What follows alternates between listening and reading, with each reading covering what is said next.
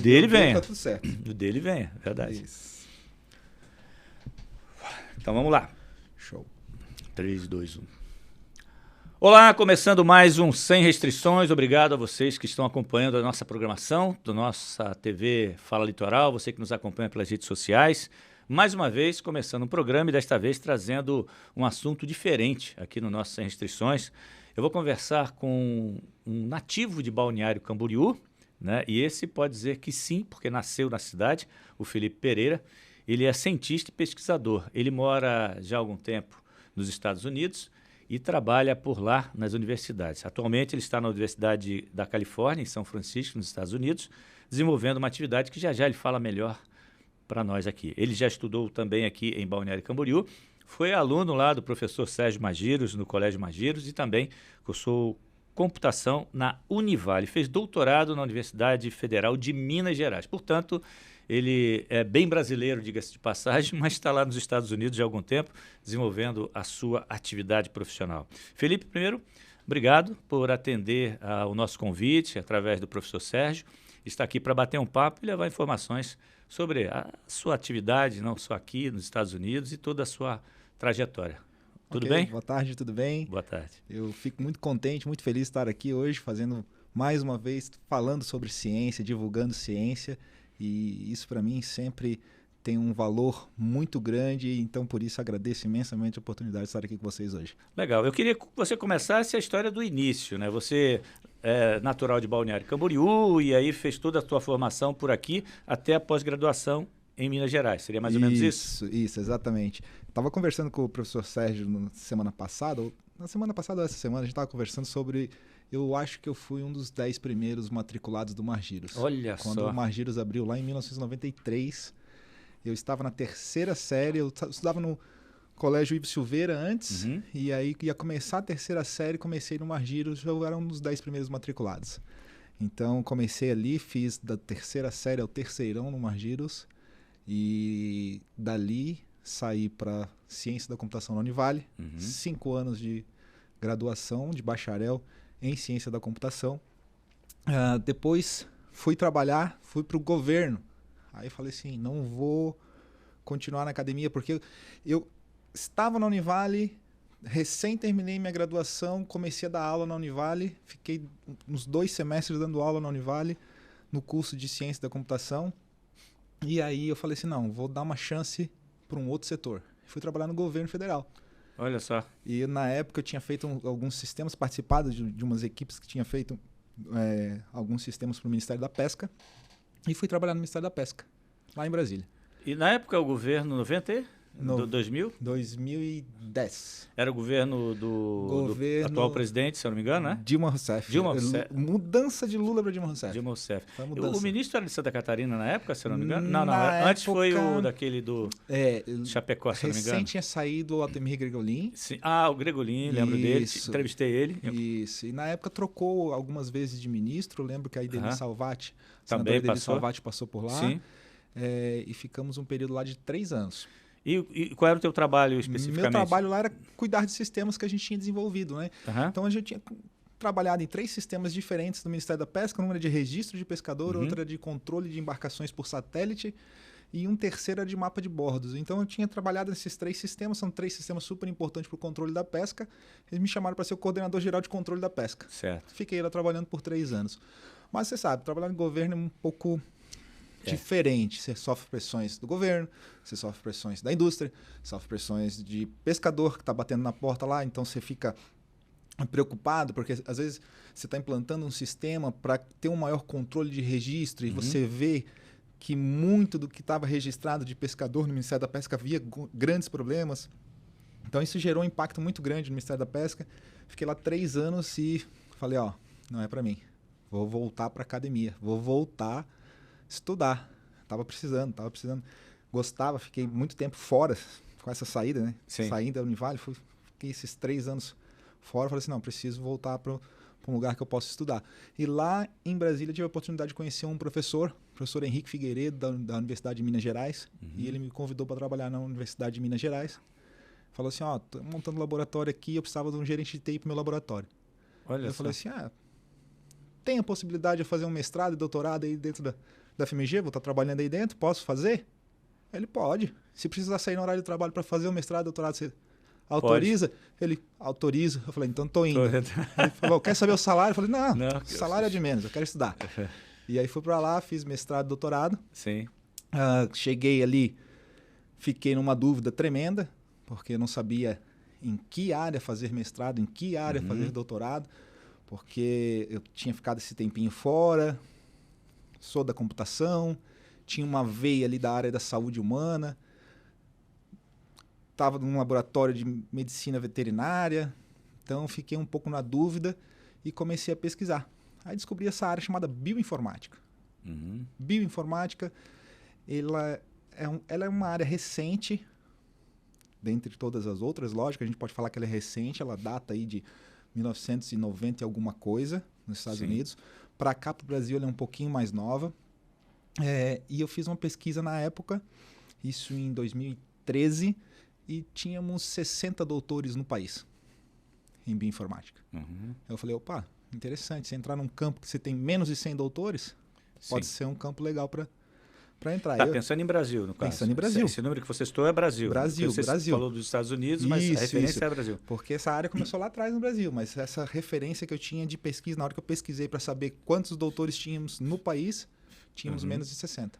Pois é, bem interessante o segmento, né? Uma área que de repente dá um boom, dá um crescimento e eu já estarei preparado. E aí comecei a fazer bioinformática, foram 2 anos e meio de mestrado, 3 anos e meio de doutorado. E muito bom, muito orientação também desse professor Henrique Figueiredo.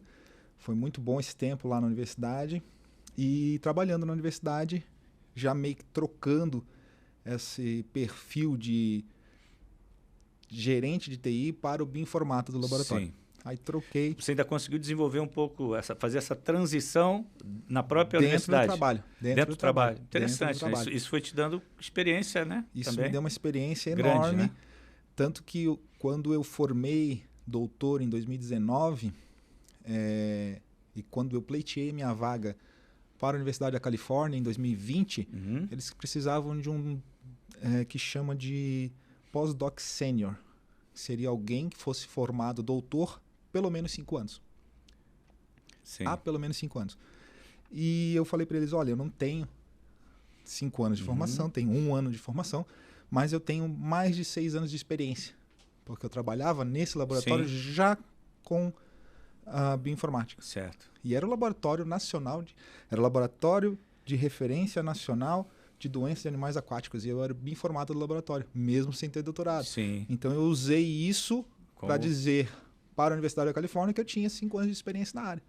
E aí fui contratado e estou lá hoje. Foi a época de pandemia. Desde 2000 e quanto? 2019. Foi na virada da... Foi virada... Não, 2019 eu estava aqui ainda, 2020 eu estava aqui ainda e fiquei trabalhando para eles online e mudei finalzinho de 2021. Hoje você mora... Eu moro em São Leandro, que é uma cidadezinha do lado de São Francisco. Mais tranquilo. É uma cidadezinha muito mais tranquila. São Francisco tem alguns problemas de uma superpopulação, então é uma cidade muito grande, é uma cidade com muito morador de rua, então é uma cidade um pouco complicada de se viver e inclusive é uma cidade muito cara também. Mesmo com esses problemas, é uma cidade cara, né? Caríssima. Você paga numa kitnet lá uns 4,5 mil dólares. Sim, $4.500 por mês para um aluguel de um lugar assim. É muito fora Então eu moro em São Leandro, que é um pouquinho afastado, são 30 minutos de distância, mas é uma cidadezinha um pouco menor, um pouco limpa, bonita, bem diferente. Legal. Uma cidade bem legal. E aí você foi, nesse período, para lá, já com essa proposta de trabalho na área específica em função da tua experiência acumulada. Isso. O que acontece? Bioinformática, basicamente, a gente trabalha com ômicas. Genômica, transcriptômica e proteômica, que são dados do seu genoma, dados dos seus transcritos, que são uma segunda fase após... tem uma enzima que chama transcriptase, que ela pega, lê o seu genoma e transforma isso em RNAs mensageiros. Então, essa é uma segunda fase ali no ciclo que a gente chama de ciclo básico da vida. Sai do DNA, passa para o RNA e vai para a proteína. E a segunda fase seria a tradução onde se transforma esse RNA mensageiro em proteína. Então, o profissional da bioinformática ele trabalha com essas 3 ômicas, entendendo o que tem no genoma, vendo o que está sendo expresso, entendendo o que está sendo expresso no RNA e depois vendo o que está sendo traduzido nas proteínas. Então, a metodologia e a tecnologia de ômicas é uma área que o profissional de bioinformática deve dominar. Eu trabalhava com isso na medicina veterinária, na Univale. E quando eu migrei para os Estados Unidos, eu fui trabalhar num grupo. Na verdade, eu trabalho em 2 grupos nos Estados Unidos hoje, mas eu migrei para trabalhar em grupos que estudam neurodegeneração. Sim. E nesses 2 grupos, aplicando essas ferramentas para entender melhor o desenvolvimento da doença, como a doença se desenvolve e como que a doença afeta algumas subpopulações de neurônios. De um modo geral, a doença. É uma análise de como qualquer doença chega ao organismo humano ou... Não, neste caso, animal. Falando de neurodegenerativa, né? Tá. Neste caso específico. Isso, nesse Você caso hoje trabalha específico, com... neurodegenerativas, doenças neurodegenerativas. Mas a bioinformática, sim, no geral, a gente pode trabalhar, inclusive, em relação patógeno hospedeiro, entender por que determinada bactéria mata um determinado tipo de peixe, que era o que eu fazia no passado, por que determinada bactéria infecta o corpo e por que ela afeta mais o fígado, não o rim. Essa era uma atividade que você desenvolvia na Universidade Federal de Minas Gerais?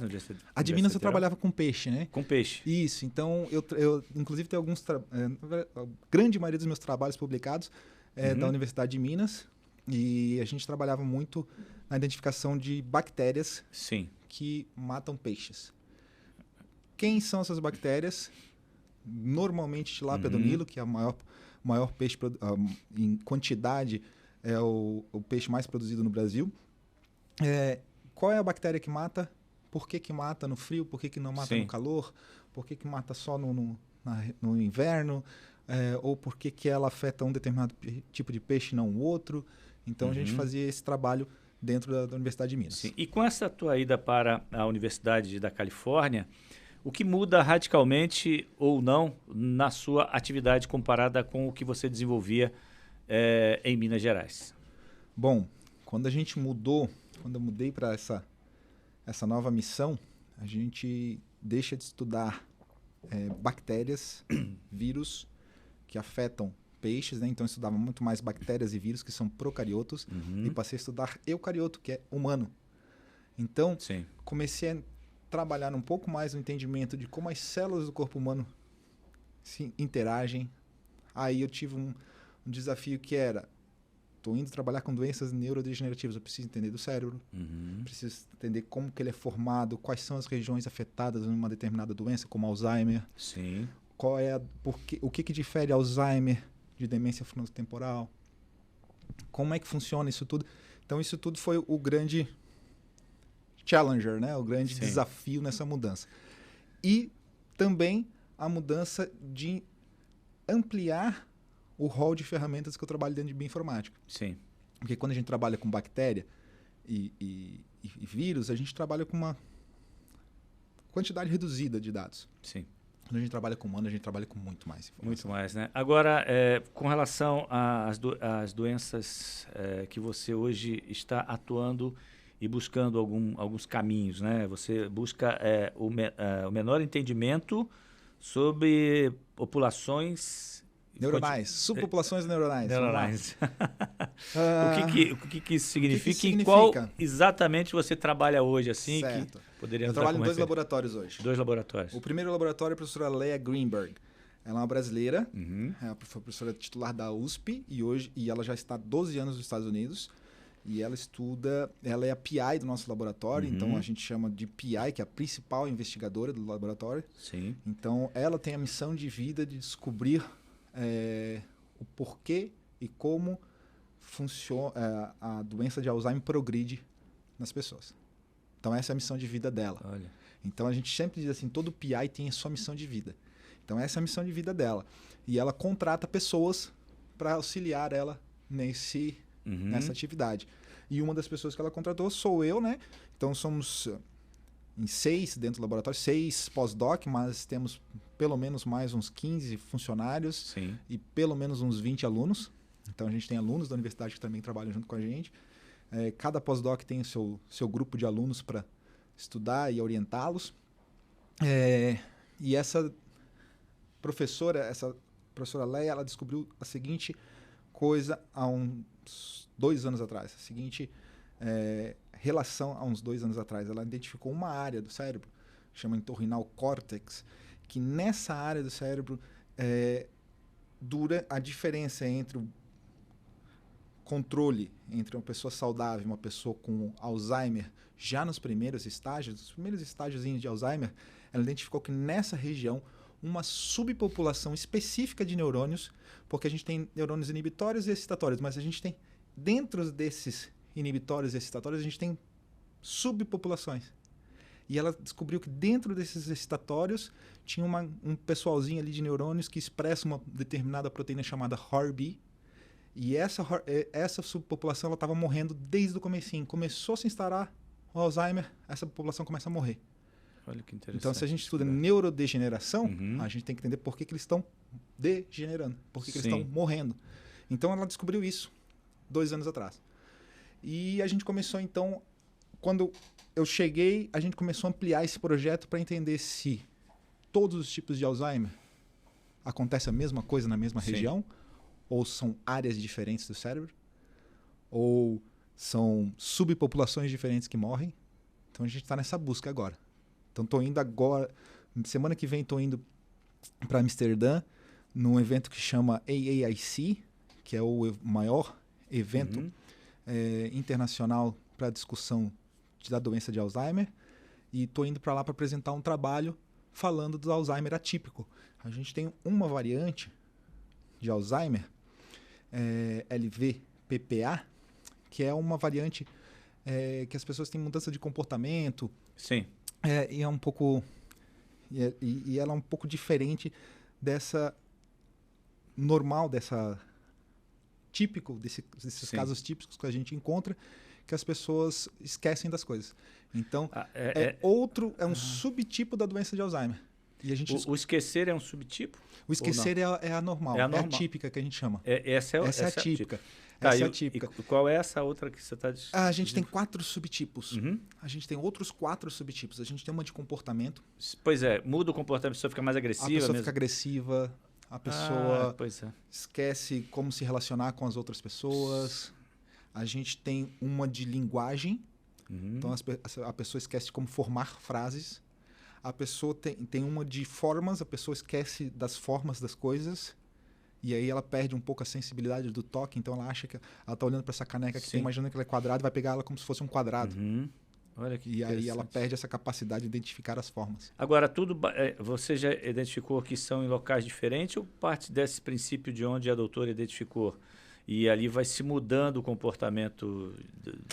A doença de Alzheimer, a gente já sabe que ela tem um caminho muito específico dentro do cérebro. Isso vocês já conseguiram definir? Isso já definido. Passado da literatura já mostra isso bem claramente, que ela tem um início, tem uma pequena arzinha lá, uma pequena área que chama locus ceruleus, que ela começa por ali, e aquilo vai, que é no brainstem, que é uma parte bem do interior do cérebro, é uma parte do cérebro, se a gente imaginar que a gente tem 86 bilhões de neurônios, e só 1% desses 86, desses neurônios todos, é compartilhado, esse tipo de neurônio, com todos os organismos vivos, e que eles são responsáveis por muito do sentir, do falar, do ver. Então, esse pequeno grupinho de neurônio ali, essa doença começa por lá. E isso vai se expandindo. Então, a gente sabe que lobo temporal, então, está mais ligado a ver com LVPPA. Occipital, mais ligado com PCA, que é uma outra subtipo de Alzheimer. E a gente sabe que no entorhinal córtex e no superior frontal gyrus é muito mais ligado ao amnéstico, que é essa mais conhecida do Alzheimer. A pessoa lembra passa a esquecer das coisas. Aquele vai e vem da memória, né? Exatamente. Que é o mais comum, se não me engano. Que é o tipo mais comum. É o tipo mais comum. Agora, me chamou a atenção uma observação que você fez ainda há pouco, logo no início da tua narrativa, quando você falou demência e Alzheimer. Eu sou evidentemente, bem mais velho que você, né? E sempre a gente tratava as pessoas com demência no passado. Existe, e hoje, quando você percebe um comportamento que voltando no tempo, quando eu era jovem, meu avô, por exemplo, dizia que meu avô era demente e tal. E ele tinha um comportamento muito agressivo. Sim. Né? E a gente, como era criança, a gente tinha essa vontade de instigar ele para ver ele ficar bravo, sabe? Coisa entendi. de moleque. E meu avô, em determinados momentos também, é o pai do meu pai, e ele chegava, ele voltava no tempo e ele era como se ele estivesse na cidade onde ele viveu, no interior de Minas Gerais, em Barão de Cocais, lá pro lado de Minas, lá. E ele, de vez em quando, teve que sair de casa, vou voltar para casa, vou embora e vou... Um dia de sair de casa, fugir, pegar ônibus, entrar no ônibus e falar que queria ir para Barão de Cocais. E ficava nervoso, que ninguém entendia ele. E parar na polícia, etc. Pegar ele para tentar achar o caminho de volta de casa. Mas, enfim, nós vivemos essa experiência. Mas a gente achava que ele era demente, que era o que a gente entendia, né, na época. E você citou demência e Alzheimer. Eu gostaria que você explicasse se há uma diferença, né, ou se tem a ver com essa descrição que você fez do Alzheimer. Certo, vamos lá. Alzheimer, pode existir uma pessoa com Alzheimer que ela não tenha nem problema de memória, não tenha demência, não tenha nada. Porque a caracterização do Alzheimer é o acúmulo de uma determinada proteína em determinadas áreas do cérebro. Certo. Então, alguns grupos de neurônio acumulam essas proteínas, alguns deles morrem ou não, e essa pessoa pode ter uma vida normal. Então, ela pode ter Alzheimer. Ela morreu com Alzheimer e nem sabia. Olha só. A gente pode ter isso. E a gente pode ter casos, e o que mais acontece... Não que o Alzheimer tenha sido a causa da morte, é isso? Não que o Alzheimer tenha sido a causa da morte. Depois, às vezes chegam casos para nós, olha, isso aqui é um health control, é um caso de controle. A pessoa doou o corpo dela para a pesquisa. Sim. E aí você vai lá, pega o cérebro da pessoa e vê que ela tinha Alzheimer. Olha só. Era um health control, morreu sem declínio cognitivo nenhum, mas tinha Alzheimer. E aí o que acontece? O mais normal que acontece uma neurodegeneração e a pessoa começa a ter um declínio cognitivo, seja ele da memória, seja ele a ter esses problemas de comportamento. Então, fora Alzheimer, a gente ainda tem outras doenças neurodegenerativas. Eu trabalho em outro laboratório com o professor William Seeley, e o professor William Seeley estuda, dentre outras várias doenças, ele estuda PSP, e em PSP a gente tem muito mais casos desses de comportamento de agressividade. Sim. Então a gente vê casos de PSP, de pessoas com PSP que são presas frequentemente, que estão na rua, de repente passa por alguém e começa uma discussão e agride pessoas do nada, espontaneamente. Então a gente tem esses casos. Então a gente tem que sempre pensar muito bem. Quando a gente fala em demência e Alzheimer, pode ser duas coisas completamente distintas. Entendo. Mas muitos casos acontecem da pessoa ter Alzheimer e levar ela a ter demência. Sim. Agora você falou que me chamou a atenção isso também. Você acabou de dizer que as pessoas podem ter o Alzheimer e viver a vida inteira e morrer sem ter manifestado, entre aspas, esses sintomas do Alzheimer. Cognitivo. Isso. Aí eu te pergunto, esse seria o caminho da busca de encontrar... Se eu tenho a doença no meu organismo e eu estou resistindo a essa doença, isso daí seria o início de uma pesquisa para entender por que ela não desenvolve e pode ser a cura encontrada por aí ou não? Dentre outras coisas, é isso que a gente estuda. A gente busca entender isso, por que algumas pessoas têm e não desenvolvem, não têm o declínio cognitivo. E, principalmente, a gente busca entender por que um determinado grupo de neurônio que é muito igual ao outro grupo, um deles morre e esse aqui não morre. Então, a gente vai lá dentro daquela... pega diferentes regiões do cérebro de pessoas que morreram com Alzheimer, que tinham Alzheimer, que tinham declínio cognitivo, e busca entender por que essa região está tão conservada e essa região aqui é vulnerável à doença. A gente chama de vulnerabilidade. Vulnerabilidade neuronal. Então a gente busca essas comparações. É isso que a gente tem feito para tentar entender um pouco melhor a doença. As pesquisas, normalmente, você falou que vocês recebem doações de pessoas, né, cadáveres, que doam para pesquisa. Essa pesquisa ela é feita sempre com o cérebro não ativo ou também tem pessoas que se colocam como voluntários para pesquisas também? Olha, aqui, como é que funciona?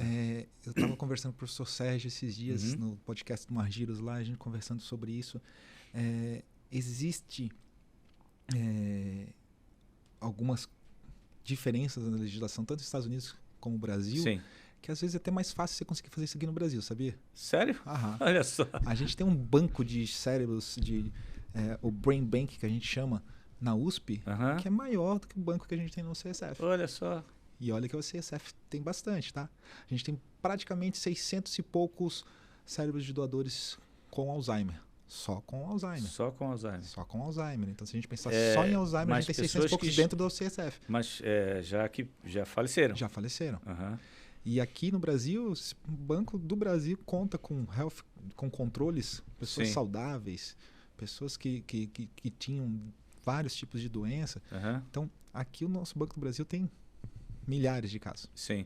E hoje você... Só deixa, Pois não. desculpa favor. te interromper, mas Sem só problema. para fazer o finalzinho aqui. Então, muitos casos que a gente estuda pós-mortem, depois que a tá. pessoa morreu. Uhum. Tá? A gente tem estudos na literatura, eu vi pouquíssimos de pessoas que foram fazer uma cirurgia no cérebro e aí ter que tirar determinada parte por conta de um tumor e aí tirou um pedacinho a mais para fazer uma autópsia, tentar entender o que está acontecendo ali, essa pessoa tinha Alzheimer, alguma coisa desse Sim. tipo.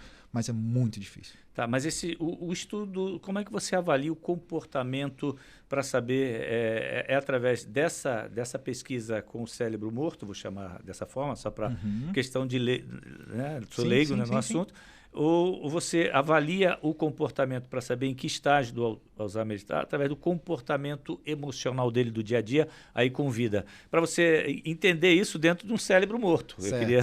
Certo. É meio estranho na minha cabeça. Certo. A escala que a gente usa para Alzheimer, para tentar Sim. entender o estágio da doença, ela chama Braak Stage. É uma escala proposta por Braak, marido e mulher, se eu não me engano, a de 1992. Uhum. Esse grupo, essas pessoas identificaram as regiões do cérebro que se instaura o Alzheimer e o Sim. quão de proteína tal estava acumulada nessas regiões. Estabeleceram uma escala que vai de 0 a 6. Uhum. Então, para saber o estágio que a pessoa morreu de Alzheimer, a gente só vai saber no pós-mortem, Ah, tá. só depois de morto. Uhum. Para saber o declínio cognitivo dessa pessoa, a gente tem alguns testes aplicados na clínica. Ah, Então, perfeito. estudos como os nossos, a gente publicou um estudo ano passado que falava sobre estudo do sono relacionado com pacientes de Alzheimer e PSP. Sim. Esse estudo ele levou mais de 10 anos para Olha ser só. conduzido. Então, tinham 24 pacientes, se eu não me engano, e desses pacientes, muitos deles passaram pela clínica do sono na universidade, Uhum. foram lá, responderam o questionário, dormiram na universidade, Sim. e foi avaliado todo o sono dessa pessoa durante uma período. determinada fase da vida dela. Essa pessoa veio a falecer. E essa pessoa, depois, foi analisado o cérebro dessa pessoa no nosso laboratório. Uhum, entendi. Então, são estudos de 10 anos. Esse é o estudo que eu estou participando agora, que a gente vai apresentar agora em Amsterdã.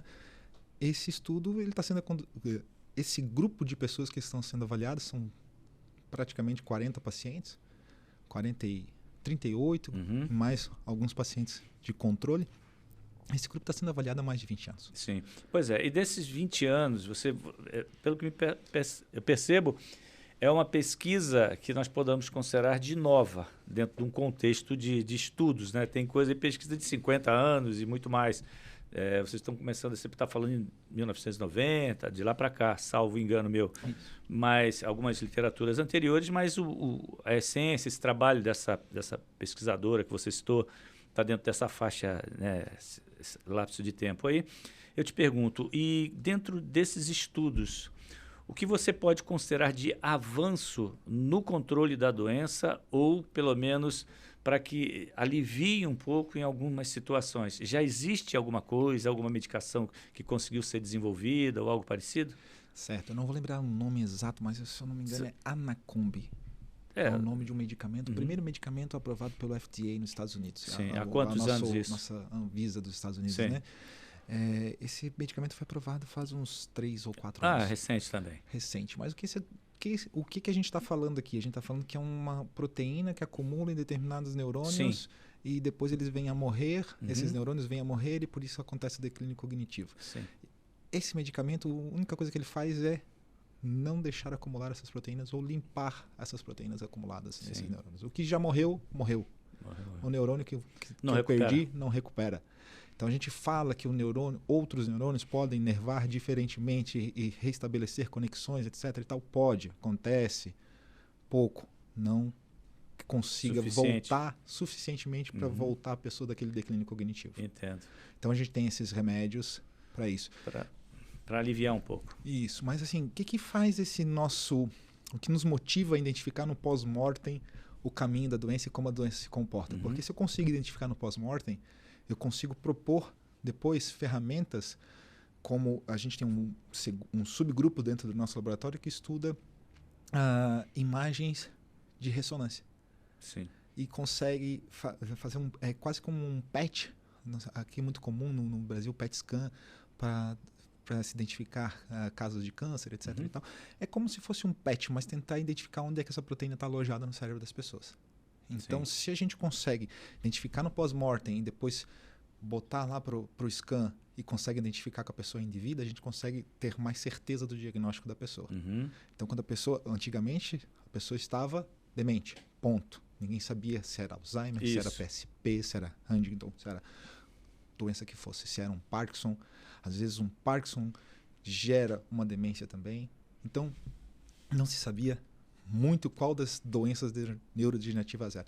Agora, com essa ampliação desses estudos, a gente consegue identificar melhor qual é a doença e sabe um pouco melhor como não tratar, né? Porque tratar a gente tem um remédio, mas como conviver com aquela pessoa que está em declínio cognitivo. A minha avó faleceu há mais ou menos 10 anos e ela tinha uma doença neurodegenerativa. Só que se me perguntar qual que era, eu não sei. Todo mundo dizia que era Alzheimer. Todo mundo dizia que era Alzheimer, mas ela tinha uma característica muito diferente dos demais. Ela olhava para as minhas tias, todas mulheres com seus filhos, e ela falava assim, tá trazendo um homem para dentro de casa. Quem que é esse homem? Tá trazendo? Tu só tem 15 anos para trazer um homem de casa. Então ela olhava para minha tia, uma mulher formada, via o meu primo junto com ela e achava que a minha tia era novinha. Olha só. Então olha como é que um pouco diferente essa característica desse declínio cognitivo dela, essa dificuldade que ela tinha. Então, talvez não fosse Alzheimer. Todo mundo fala, minha avó morreu com... Sim. Vó Leonésia morreu com Alzheimer. Mas talvez não fosse Alzheimer. Talvez fosse outra doença e a gente soubesse um pouco melhor como lidar com isso naquela época. A minha mãe também faleceu dentro da nossa percepção e algumas avaliações clínicas com Alzheimer. E ela tinha um comportamento também voltava muito no tempo e ela, em determinados momentos, ela me confundia com meu sobrinho, aí eu falava, mãe, sou seu filho. Ah, meu filho. Aí ela voltava. E ela sempre, interessante, ela sempre dizia que eu era o caçula. Eu dizia, mãe, eu fiquei alguns dias com ela, porque eu não morava perto dela, mas eu quis ficar um tempo com ela. Mas assim, a minha irmã falava, você está com passeio? Eu falei, deixa ela viajar. E ela me confundia com o meu sobrinho mais velho, que é filho da minha irmã. Ela, você não, sou seu filho. Ah, você é meu filho caçula. Não, mas eu não sou filho caçula. A caçula é a Rita. Não, eu não tenho. Mãe, aí a gente brincava que ela nunca lembrava da mais nova. E ela voltava, às vezes, no tempo. Ela tinha, assim, algumas situações em que você percebia que eram fantasiosas, né? As situações... Meu pai já tinha falecido, ela dizia que meu pai tinha saído, lembrava do meu avô. Era uma coisa, assim, bem... atrapalhada, né? Eu jamais saberia. Pra gente era Alzheimer, mas era muito confusa a cabeça dela. Em determinados momentos ela ficava de boa. Conversava, tal, mas do nada ela... Os momentos de lucidez... Eram passageiros, sabe? E, enfim, aí ela viveu mais uns anos, né? Mas, eu costumo comentar que doença de Alzheimer é uma doença para uma pessoa que afeta várias, porque a família sempre é muito envolvida. Né?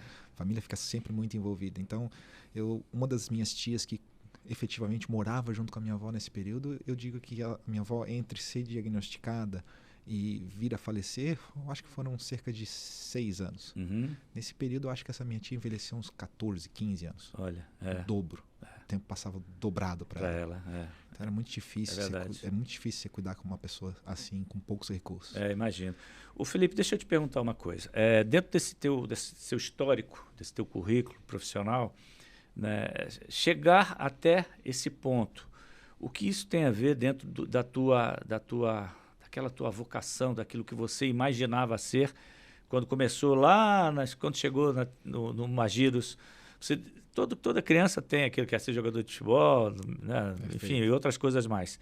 E aí você entra para a ciência da computação, vai parar uma área com biologia, né? E hoje vai estar em uma atividade que busca claramente achar uma solução, uma alternativa mais viável para uma doença que, infelizmente, né, assola muitas pessoas no planeta, né? Como é que hoje você buscou esse caminho naturalmente ou ele chegou na sua vida em função de oportunidades de trabalho? Como é que você se vê dentro desse contexto? Certo. Acho que em 1995... 93 o Margiros começou, 94 já tinha um laboratório de informática no Margiros. Sério? O primeiro colégio Isso, ele falou. Isso mesmo, 94. 94 é o primeiro. Tinha 20 Bem computadores, eram uns 486 com Isso. 4 mega de RAM. Nossa, hoje em dia... Era top de linha. O celular tu Ele já junta tá ali todos rindo. os computadores juntos lá, o celular hoje em dia Meu Deus dá do banho. céu, dá banho. Mas aquele... top de linha. Aquilo em 94... Internet discada. Não tinha nem internet, Nem tinha, né? naquela Não tinha, época. não. Era tela preta ainda, né? Isso, não tinha mouse, não tinha nada. Nossa, nessa hora dá pra ver como eu sou antigo. Mas vamos lá. Nesse tempo, eu entrei naquele laboratório e tinham 2 pessoas jogando xadrez. Eu jogava xadrez na época. Eu era um menino que gostava de jogar xadrez. E eu vi o povo jogando no computador e tinha umas animações assim e tal. Eu falei assim, nossa, que legal esse computador. Eu quero mexer com isso aqui, quero aprender a mexer com esse negócio. E em 95, quando eu cheguei na 5ª série, diretor do Margiros, Sérgio, pegou e falou assim, quer trabalhar no laboratório? Olha só. Vai lá e fala com o Paulo, que é o professor de informática lá. Vai lá e fala com ele, te bota à disposição lá e vê o que tu pode ajudar ele a fazer. Aí ficava lá, minhas tardes todas no colégio, enfiado dentro do laboratório de informática. E fiquei lá em 95, foi passando, cheguei... quando eu fui fazer o meu primeiro vestibular, fiz fisioterapia. Contra tudo e contra todos, eu resolvi que eu ia fazer fisioterapia. Fui lá, passei no vestibular de fisioterapia. Não cheguei a cursar, fiz uma aula do curso. E no final, migrei para computação, fiz o curso de computação. Sim. Gosto muito da área de computação, mas nunca me encaixei como um programador. Um cara que fosse ficar só programando, eu queria outras áreas para ajudar. Então foi por isso que eu acabei passando pelo Ministério da Pesca, entre outras coisas. E aí quando fui para a bioinformática, eu falei assim, opa, lembra daquele fisioterapia lá do fundo? Aquela vertente que eu tinha com a área da saúde? Talvez agora eu vou juntar aqui. E aí me descobri nessa área de bioinformática. E aí... Entre doenças médicas veterinárias ou Alzheimer, eu te digo que eu sou um especialista da ferramenta, da tecnologia, não dessas áreas. Hoje eu falo de Alzheimer aqui com vocês porque a gente estuda para fazer esses trabalhos, mas eu não sou um especialista de Alzheimer. Eu sou um especialista da ferramenta que a gente utiliza para desenvolver essas pesquisas. Então, se amanhã ou depois me chamarem para trabalhar no laboratório que trabalha com câncer e vamos aplicar ômicas para entender melhor os cânceres das pessoas, ok, talvez seja um caminho. Quer dizer, Não gosto de trabalhar com essas tecnologias e aplicar essas tecnologias em diferentes áreas. Interessante. Quer dizer, você acabou se identificando com isso, né? Isso. Eu fico sempre preparado para um novo desafio. Você tem mais pessoas, né, hoje em dia, proporcionalmente, né, com essa doença de Alzheimer. Certo. Eu, curiosamente, estava escutando o Jovem Pan na hora que eu estava vindo para cá e escutei um trechinho de uma reportagem do pessoal falando que o Brasil vai ser o Brasil mais 50, ou seja, que a população vai ser 50%, mais de 50% da população será acima de 50 anos, estará com mais de 50 anos em 2035. Eu acho que é 35, é por aí. Então, assim, a gente tem uma população envelhecendo. Muito. E a gente tem uma doença que é age-related. Ela é uma doença que está relacionada com a idade. Quanto mais tempo eu vivo, não tem aquela história assim, quanto mais um homem vive, maior a chance dele desenvolver câncer de próstata. Sim. Se todo homem viver o suficiente, ele vai ter câncer de próstata no final da vida. Se toda a população ficar mais velha. Sim.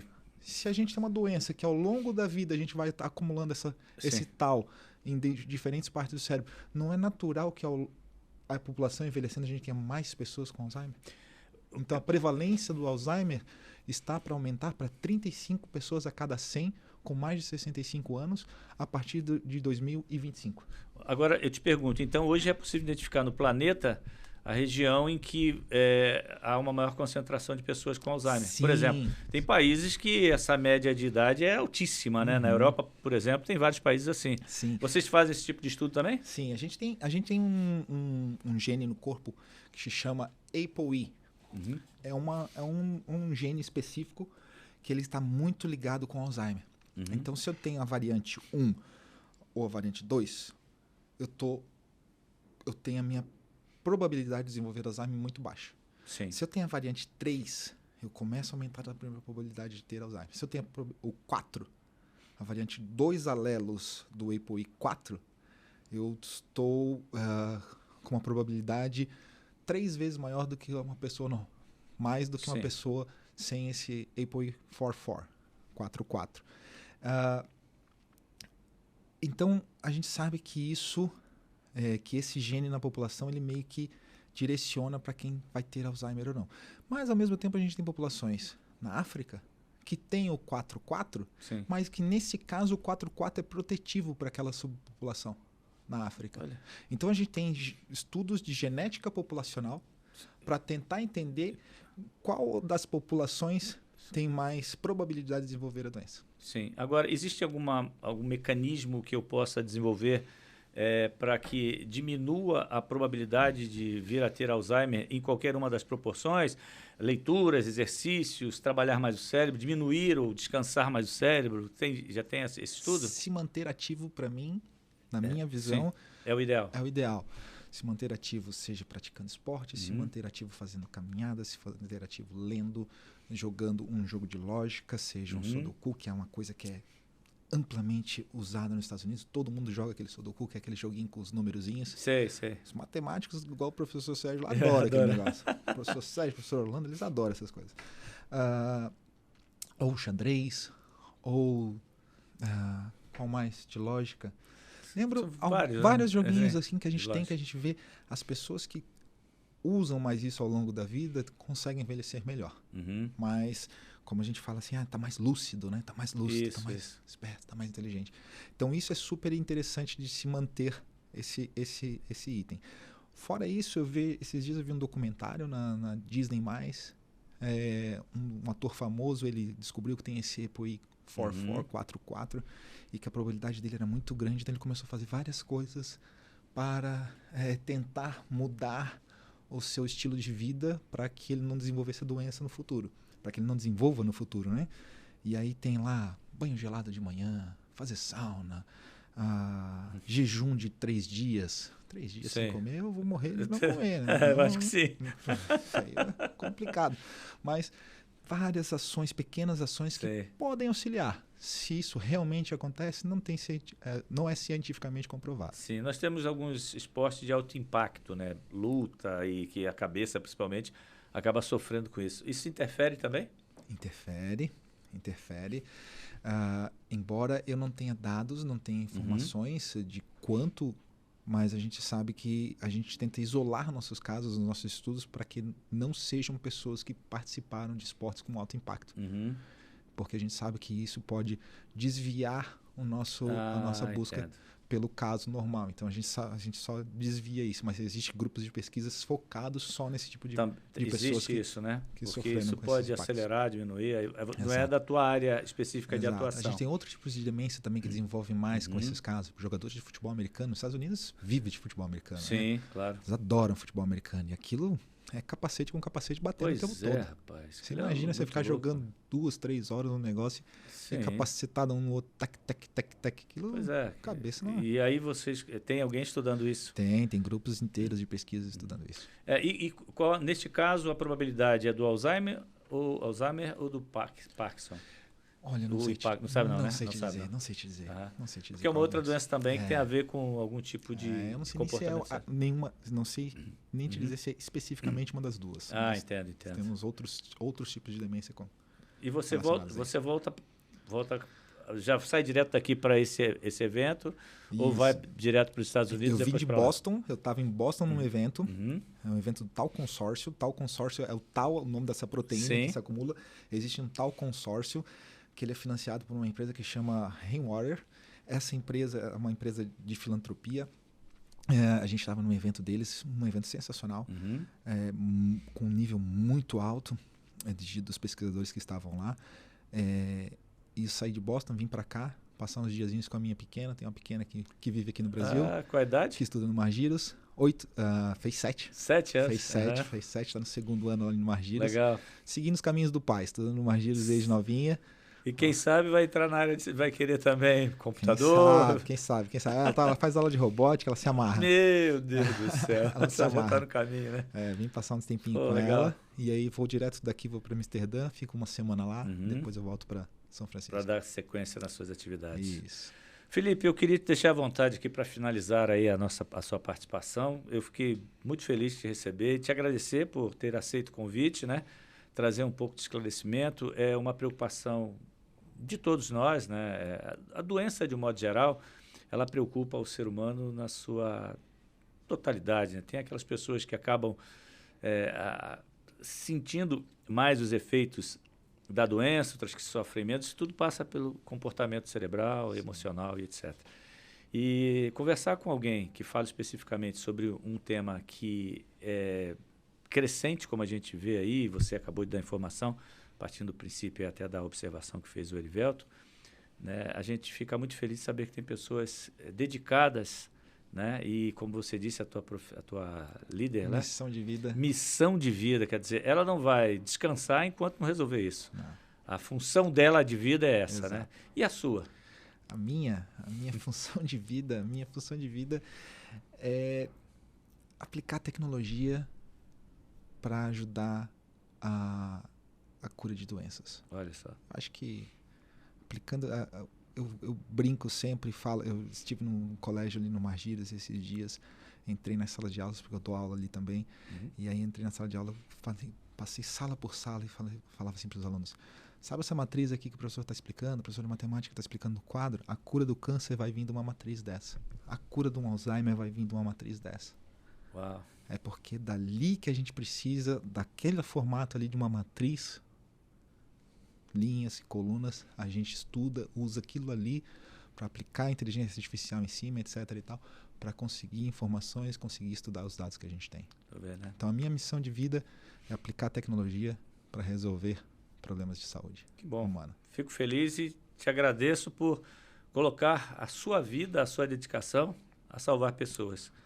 Muito obrigado pela essa entrevista, por esse bate-papo e até uma próxima oportunidade. Quando você estiver por aqui, vai ser um prazer recebê-lo. E quem sabe a gente consegue aí você participar do Ativamente Cast com o Dr. Arnone Caldater, né? Quem sabe, mesmo de lá, a gente marca aí uma hora para vocês baterem um papo, né, de especialista para especialista. Perfeito. Mais uma vez agradeço a oportunidade de estar aqui fazendo divulgação de ciência, que isso aqui é incrível. Agradeço a vocês por abrir essas portas para cientistas como nós, falar um pouco do nosso dia a dia, de como chegar lá. E digo para as crianças sempre: olha, você tem que ser aquilo que você quer ser. Se não existe a profissão que você quer, você vai criar a profissão. Com certeza. Vá para frente. É verdade. Olha, e as tuas redes sociais, o teu Instagram, nós vamos deixar depois aqui durante o programa. Quem quiser acessar, é só entrar e segui-lo, né, para ter mais informações. Obrigado mais uma vez. Perfeito. A todos vocês que nos acompanharam, muito obrigado, um grande abraço e até o próximo Sem Restrições. Valeu, tchau, tchau.